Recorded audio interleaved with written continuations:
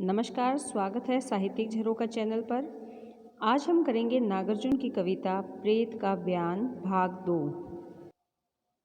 हमने जो इस कविता का भाग 1 किया था उसमें व्याख्या भाग में यमराज और प्रेत की आपसी बातचीत दी गई है, जिसमें यमराज प्रेत से पूछते हैं कि तुम्हारी मृत्यु का कारण क्या था, और उसके बाद प्रेत उन्हें अपने पारिवारिक स्थिति के बारे में बताते हैं कि कहाँ उनका गांव था, कहाँ उसके परिवार में कौन कौन थे, और उसके जो बच्चे हैं उनकी मृत्यु भी हो चुकी है और अब उसकी व्यवस्था या हालात कैसी है उसके बारे में उन्होंने बताया। आइए अब आगे का व्याख्या भाग प्रारंभ करते हैं। यहाँ पर यमराज उसकी बात सुनते हैं या अध्यापक की, उसकी पारिवारिक स्थिति के बारे में जानते हैं, और जब उन्हें पता चलता है कि इन किसी भी बीमारी के कारण उसकी मृत्यु नहीं हुई, जो बीमारियाँ यमराज ने उसको बताई थी, तो यमराज की उस पर प्रतिक्रिया क्या रही वो यहाँ दी गई है। यमराज कहते हैं, अरे वाह, भभाक कर हंस पड़ा नरक का राजा, कि भभाकर अर्थात जोर से हंस पड़ा नरक का राजा अर्थात यमराज उसकी अध्यापक की बात सुनकर। दमक उठी झालरें कंपमान सिर के मुकुट की, और उसके ज़ोर ज़ोर से ठहाका लगाकर हंसने से क्या हुआ, दमक उठी, चमक उठी झालरें मुकुट की, मुकुट धारण कर रखा था किस पर, सिर पर, और जब वो कंपित हुआ, उसमें कंपन हुआ, तो उससे उस पर लगी हुई जो झालरें थी, जो लटकनें थी, वो चमकने लगी। फर्श पर ठोक कर सुनहरा लोदंड, लोदंड अर्थात लोहे का डंडा जो उसने हाथ में पकड़ रखा था, जो सुनहरे रंग का दिखाई दे रहा था, उसको फर्श पर ठोका उसने और अविश्वास की हंसी हंसा, क्योंकि उसे अध्यापक की बातों पर विश्वास नहीं था, इसीलिए उसकी हंसी कैसी थी, अविश्वासपूर्ण हंसी थी। हंसा दंडपाणी महाकाल, कौन हंसा, जो अपने हाथों में दंड धारण करता है।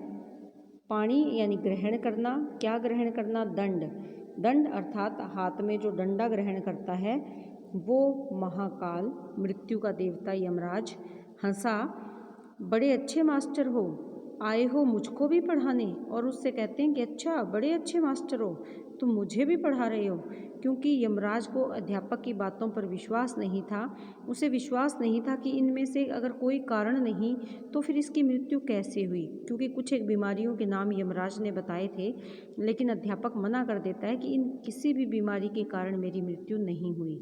तो यहाँ पर यमराज कहता है, अच्छा बड़े अच्छे मास्टर हो, मुझे भी पढ़ा रहे हो, शिक्षा दे रहे हो, मैं भी बच्चा हूँ, वाह भाई वाह, कि मैं क्या, तुमने मुझे बच्चा समझ लिया है, वाह भाई वाह, तो तुम भूख से नहीं मरे। और वो क्या कहते हैं, अच्छा तुम भूख के कारण भी नहीं मरे।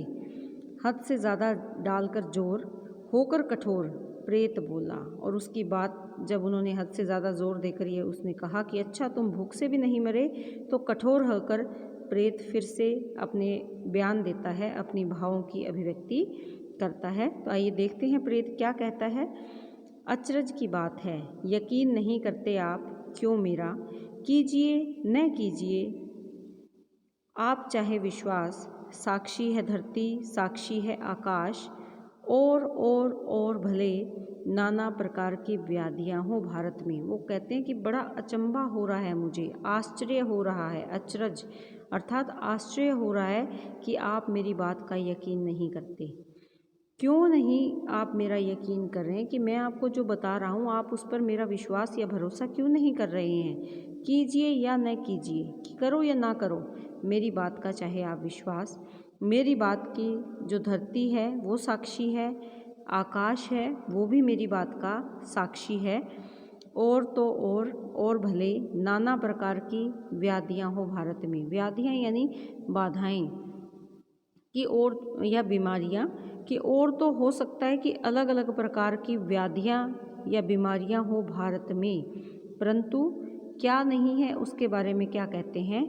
उठाकर दोनों बाह, जो प्रेत है वो अपनी दोनों बाहें ऊपर उठा लेता है और किटकिट करने लगा प्रेत। उसकी जो मुंह का ढांचा है उसमें से हिलने के कारण किटकिट की आवाज़ आई, उसके दांतों के हिलने से। किंतु भूख या क्षुधा नाम हो जिसका, ऐसा किसी व्याधि का पता नहीं हमको, सावधान महाराज, नाम नहीं लीजिएगा हमारे समक्ष फिर कभी भूख का। ये इसके माध्यम से व्यंग्य किया गया है तत्कालीन व्यवस्था पर। तो क्या कहते हैं कि भूख या क्षुधा नाम हो जिसका, कि आपको क्या लगता है मैं भूख के कारण मरा हूँ, कि भूख और क्षुधा भी इसी भूख का पर्यायवाची है। ऐसी किसी व्याधि के बारे में हमें नहीं पता है, ऐसी किसी बीमारी के बारे में हम नहीं जानते, क्योंकि भूखमरी भी भारत में एक बड़ी बीमारी है। ये भी एक कोढ़ की तरह फैलने वाली बीमारी है, जिसके कारण प्रत्येक वर्ष लाखों लोग मारे जाते हैं। वो यमराज से कहते हैं कि महाराज सावधान हो जाओ, आप इसका नाम मत लो मेरे सामने, कभी भी इस बात का जिक्र मत करना कि भूख के कारण मेरी मृत्यु हुई है। ये कौन कहता है? प्रेत कह रहा है यमराज से। निकल गया भाव आवेश का, तदंतर शांत स्तिमित स्वर में प्रेत बोला, जहाँ तक मेरा अपना संबंध है सुनिए महाराज, तनिक भी पीर नहीं, दुख नहीं, दुविधा नहीं, सफलतापूर्वक निकले थे प्राण, सह न सकी आंत जब पेचिश का हमला। तो यहाँ पर प्रेत क्या कहते हैं? तो यहाँ पर निकल गया भाव किसका अभिव्यक्त हुआ? प्रेत का।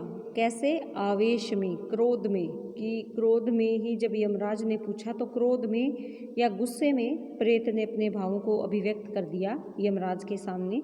लेकिन तदंतर यानी थोड़े समय बाद शांत होकर, स्तिमित यानी कोमल स्वर में प्रेत ने क्या कहा? जहाँ तक मेरा अपना संबंध है, कि जहाँ तक मैं अपने बारे में बता सकता हूँ, सुनिए महाराज, तनिक भी पीर नहीं, तनिक भी पीड़ा नहीं हुई, दुख नहीं, दुविधा नहीं, किसी प्रकार की बेचैनी नहीं, किसी प्रकार का संशय नहीं, सफलतापूर्वक निकले थे प्राण, कि मेरी मृत्यु बहुत ही आसानी से हो गई, ना मुझे किसी प्रकार की पीड़ा हुई, ना कोई दुख हुआ, ना ही किसी प्रकार का संशय या उलझन मुझे हुई। सह न सकी आंत जब पेचिश का हमला, कि मेरी आंत पेचिश के हमले को नहीं सह पाई। इसमें क्या बताना चाहते हैं कि पेचिश की जो बीमारी थी उसके आक्रमण के कारण या पेचिश के कारण जो मेरे प्राण हैं वो बड़े आसानी से निकल गए, अर्थात मैं मृत्यु को प्राप्त किस कारण से हुआ? पेचिश के कारण। सुनकर दहाड़ा स्वाधीन भारत के भूखमरे स्वाभिमानी सुशिक्षित प्रेत की, रह गए निरुत्तर महामही नरकेश्वर, कि सुनकर दहाड़, किसकी दहाड़ सुनी? उस मास्टर की, उस अध्यापक की दहाड़ सुनी, स्वाधीन भारत के, स्वतंत्र भारत के, भूख से मरते हुए स्वाभिमानी सुशिक्षित यानी पढ़े लिखे प्रेत की। और जब उसकी बात सुनी, जब उसकी दहाड़ सुनी, तब क्या हुआ? रह गए निरुत्तर, बिना किसी उत्तर के, उनके पास कोई उत्तर नहीं था। उसकी बातें सुनने के बाद यमराज के पास कोई भी उत्तर नहीं था, वो निरुत्तर हो गए। महामहिम नरकेश्वर, की नरक के राजा नरकेश्वर महामहिम, वो अब बिना किसी उत्तर दिए देखते रह गए, सोचते रह गए। उस स्वतंत्र भारत के भूख से मरते हुए, स्वाभिमान से जूझते हुए पढ़े लिखे उस प्रेत के बयान सुनकर वो, उनके सारे ही जो प्रश्न उत्तर थे वो समाप्त हो गए, उनके पास देने के लिए कोई उत्तर नहीं था। माँ के पेट में था तभी इसका बाप भी झोंक दिया गया उसी आग में, बेचारी सुखिया जैसे तैसे पाल ही लेगी इसे, मैं तो इसे साल साल देख आया करूँगा, जब तक है चलने फिरने की ताकत चोल। और अध्यापक की बात सुनकर जो यमराज है वो क्या सोचते हैं कि जब ये माँ के पेट में था, यानी अपनी माँ के गर्भ में था ये अध्यापक, तभी इसका बाप, अध्यापक का जो पिता है, वो भी झोंक दिया गया उसी आग में, कि जिस आग में, जिस भूखमरी की आग में अध्यापक के जीवन का अंत हुआ, उसी आग में इसके पिता का भी अंत हो गया। बेचारी सुखिया जो उसकी माता है, जैसे तैसे पाल ही लेगी इसे, मैं तो इसे साल साल देख आया करूँगा। ये विचार किसके हैं? अध्यापक के पिता के विचार हैं जो यमराज याद कर रहे हैं। और वो क्या कहते हैं कि मैं तो साल साल बाद देख आया करूँगा, थोड़े थोड़े समय बाद इसे देख आऊँगा, जो सुखिया है वो इसका लालन पालन कर ही लेगी। जब तक है चलने फिरने की ताकत चोले में। चोले में अर्थात शरीर में जब तक चलने फिरने की ताकत है तब तक मैं इसकी देखभाल कर ही लूँगा। और मुझे पता है कि सुखिया जो अध्यापक की माता है उसके बारे में कहते हैं कि मुझे पता है सुखिया इसे संभाल लेगी, पाल ही लेगी। तो क्या आगे भी इस कलुए के लिए भेजते रहेंगे खर्चे गुरु महाराज? क्या कहते हैं, बढ़ आया बुद्धू अपने छप्पर की तरफ, नाचते रहे लेकिन माथे के अंदर गुरु महाराज के मुंह से निकलते हुए हथियारों के नाम और आकार प्रकार, खुखरी, भाला, गंडासा, बम, तलवार, बम, गंडासा, भाला, खुखरी, ये सब गूंजते रहे। तो जो उनके पिता हैं वो क्या कहते हैं, तो क्या आगे भी इस कलुए के लिए, कि इसके लिए आगे भी खर्चे कौन देगा? गुरु महाराज। गुरु महाराज जो कि अपने आप को पालन करता समझते हैं। बहुत से ऐसे गुरु घंटाल हमारे समाज में बैठे हैं, उनके बारे में बताया है कि जो गुरु महाराज हैं वो क्या आगे भी इसके लालन पालन के लिए खर्चे देते रहेंगे? बढ़ आया बुद्धू अपने छप्पर की तरफ। और ये विचार करते करते जो उनके पिता है वो छप्पर की तरफ चले आए। बुद्धू कौन कह रहा है? यमराज कह रहे हैं कि बढ़ आया बुद्धू। वो विचार अपने दिमाग में लेते लेते वो जो उसके पिता हैं, अध्यापक के पिता हैं, वो अपने छप्पर की ओर आ गए। लेकिन उनके दिमाग में क्या विचार थे जो अभी भी उनके दिमाग में, माथे में नाच रहे थे? वो थे गुरु महाराज, जिन पर वो विश्वास करते थे, जिनके लिए उन्होंने अपना पूर्ण जीवन लगा रखा था। उनके मुंह से निकले हुए शब्द, वो शब्द क्या थे? खुखरी, भाला, गंडासा, तलवार। ये जो शब्द हैं ये उनके मस्तिष्क में, उनके दिमाग में घूमते रहे, जो उनके गुरु महाराज के मुंह से निकले थे।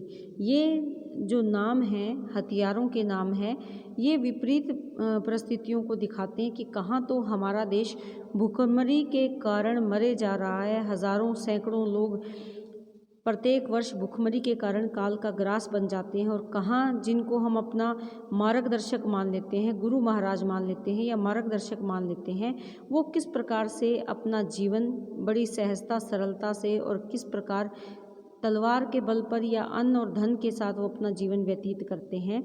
लेकिन जो साधारण मानव है इसका जीवन बहुत ही कठिन परिस्थितियों का सामना उसे करना पड़ता है। तो ये कविता थी, ये थोड़ी लंबी कविता है लेकिन बहुत ही सरल शब्दों में इस कविता के माध्यम से तत्कालीन भारतीय व्यवस्था के बारे में व्यंग्य किया गया है। उम्मीद करती हूँ ये कविता आपको समझ में आई होगी।